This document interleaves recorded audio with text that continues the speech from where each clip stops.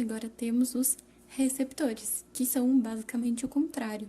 Então, em vez de transformar qualquer energia em elétrica, eles vão transformar elétrica em qualquer energia, desde que não seja térmica, porque quem transformava elétrica em térmica eram os resistores.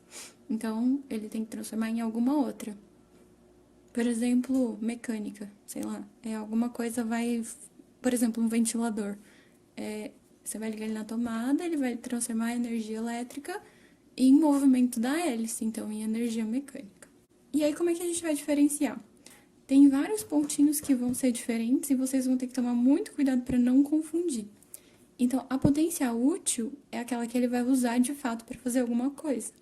E a força, nesse caso, vai ser chamada de contra-eletromotriz, que é o contrário, né? Mas também não é uma força, é uma DDP.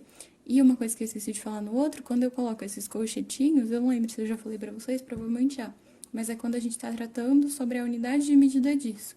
Então, a unidade de medida da força contra-eletromotriz é igual volt, quer dizer, ele é medido em volt. Como é que ele vai aparecer no circuito? Ele vai ser muito parecido com o que era o gerador. Só que como é que a gente vai diferenciar? Primeiro, que vai aparecer E', R' e U', mas às vezes não. Então, como é que vocês vão diferenciar de fato? Lá no gerador, a corrente saía do mais e entrava no menos. Aqui no receptor é o contrário. Ela entra no mais e sai do menos. Então, esse é o ponto mais importante para vocês diferenciarem os dois. E, de novo, ele vai ter ligado ao circuito uma DDP U', e ela vai dissipar pela resistência interna uma potência dissipada, π quadrado, lembra? E é a mesma coisa do gerador. Então, no receptor, a gente vai ter uma potência fornecida, que vai ser uma parte dissipada e uma parte útil. A útil é a legal, que vai ser de fato útil e não vai ser perdida pela resistência interna. E aí, usando aquela mesma regra de fornecida igual a dissipada mais a útil, substituindo todas as formulinhas bonitinhas que tem aqui, a gente consegue chegar em uma equação aqui, cortando os i's, né? Igualzinho a gente tinha feito no gerador.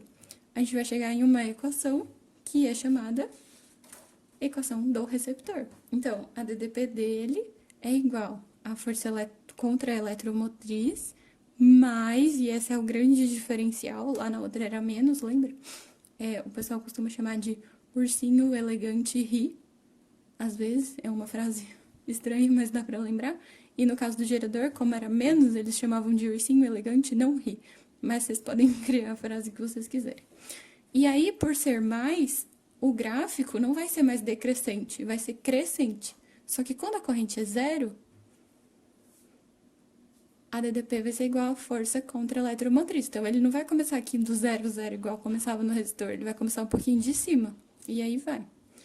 Se o receptor fosse ideal, a resistência interna seria 0, a DDP ia ser igual a força contra a eletromotriz. E, de novo, o rendimento é o útil sobre o fornecido, nesse caso. O que ele recebeu do circuito, na verdade, é maior do que o que ele estava usando ali dentro dele, tirando o que ele usou para resistência interna. Quer dizer, a DDP, que está ligada ao resto do circuito, é igual ao que ele usou só ele, mais do que a resistência interna dele está usando. Então, o U é maior que o E. Por isso que, é um jeito de vocês lembrarem que é por isso que esse daqui está embaixo e esse daqui está em cima. Porque não pode dar mais de 100%, né? Não existe um rendimento maior do que 100%. E é interessante vocês saberem que existem alguns geradores chamados de reversíveis. O que isso significa? Tem alguns geradores que podem funcionar como receptores se o sentido da corrente elétrica for invertido. Isso acontece, por exemplo, em algumas baterias. Baterias usadas em carro. E daí o que acontece? Normalmente elas são geradores, então elas fornecem energia, transformando energia química em elétrica, mas existe um momento em que ela é recarregada, então acontece o contrário, ela vai transformar a elétrica em química por um dínamo, por exemplo, que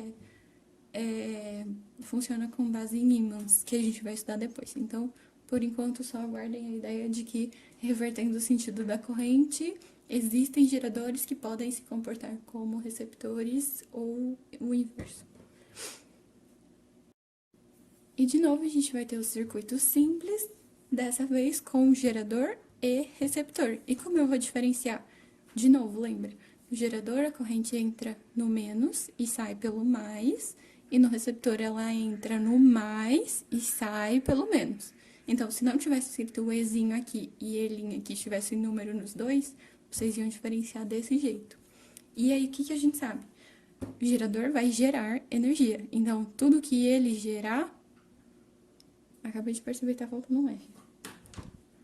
Está faltando um R aqui. Então, tudo que ele gerar vai ser gasto por essa resistência, que, de novo, pode ser equivalente de 1 milhão de outras, ou pode ser só ela mesmo, e a outra parte vai ser gasto pelo receptor. Então, tudo que ele fornecer vai ser gasto pelos dois.